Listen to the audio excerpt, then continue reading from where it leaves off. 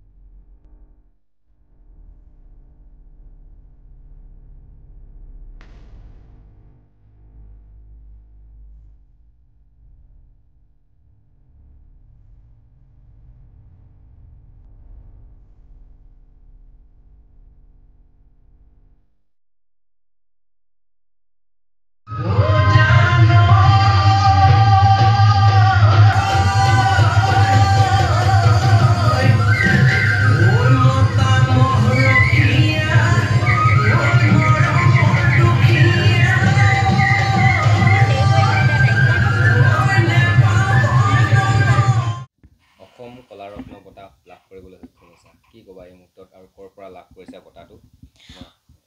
অসম কলা ৰত্ন বঁটা মোৰ বহুত ভাল লাগিছে মই যে এই স্থানটো লাভ কৰিছোঁ আৰু মই এই বঁটাটো লাভ কৰিছোঁ ইণ্ডিয়ান কালচাৰেল ডেভেলপমেণ্ট চেণ্টাৰৰ পৰা আৰু এই বঁটাটি মোক দিয়াৰ বাবে বহুত বহুত ধন্যবাদ জনাইছোঁ।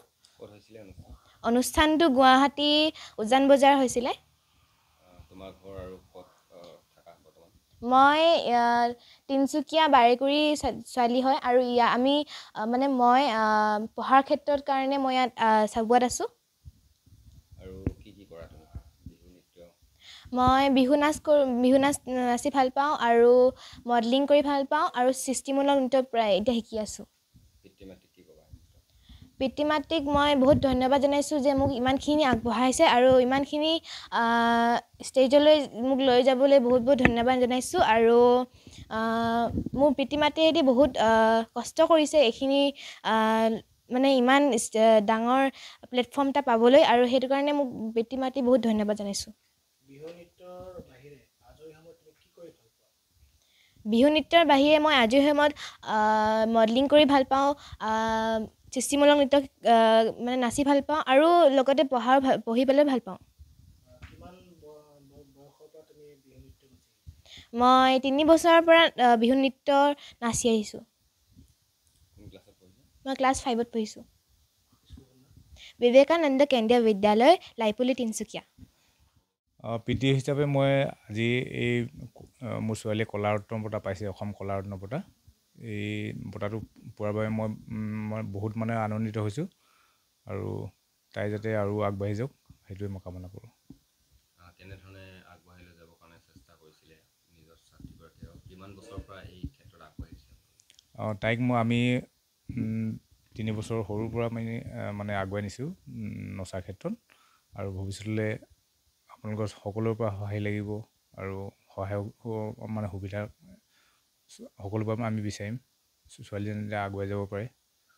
হয়, আমি দেখা পাইছিলোঁ আপোনাক হয়, যেতিয়া তাৰ বয়স প্ৰায় 3 বছৰ 4.5 বছৰ আমি বাতৰি সংগ্ৰহ কৰিব যাওঁতে আপোনালোকে বিভিন্ন বিহু মঞ্চত বা বিভিন্ন এনেধৰণৰ মঞ্চবিলাকত আমাৰ কণমানিজনী লৈ আপুনি বিভিন্ন অনুষ্ঠান পৰিৱেশন কৰিছিল আৰু আজি তেখেতে গুৱাহাটীৰ নিচিনা মহানগৰীত তেওঁ জিলিকি উঠিল। বিশেষকৈ আজি এই মুহূৰ্তত আপোনাৰ সেই অনুভৱটো কওকচোন। প্ৰথমতে কি হ'ল, প্ৰথমৰ পৰা তাইক যেতিয়া আমি বিভিন্ন ঠাইত বিহু ফাংচনবিলাক আমি নচাবলৈ যাওঁ, তাৰ নৃত্য প্ৰদৰ্শন কৰিবলৈ নিওঁ। বহুত মানে ঘাট প্ৰতিঘাতৰ যোগেদি আমি পাৰ কৰাইছিলোঁ প্ৰথমৰ পৰাই আজি পৰ্যন্ত। আৰু ভালো লাগে সেইখিনি সময়ত। হয়, অকণমান কষ্ট হয়, ছোৱালীৰ মানে টোপনি ক্ষতি হয়, আহি আকৌ স্কুল যাব লাগে 6:30 বজাত। ঠিক তেনেকৈ আমি অকণমান কষ্টৰ মাজতে আমি চলাইছিলোঁ। আৰু ইমানখিনি কষ্ট কৰাৰ বাবে হয়তো ভগৱানে আজি এইটো বঁটা দিবলৈ তাই মানে পাবলৈ সক্ষম হৈছে, তাকে মই ভাবিছোঁ।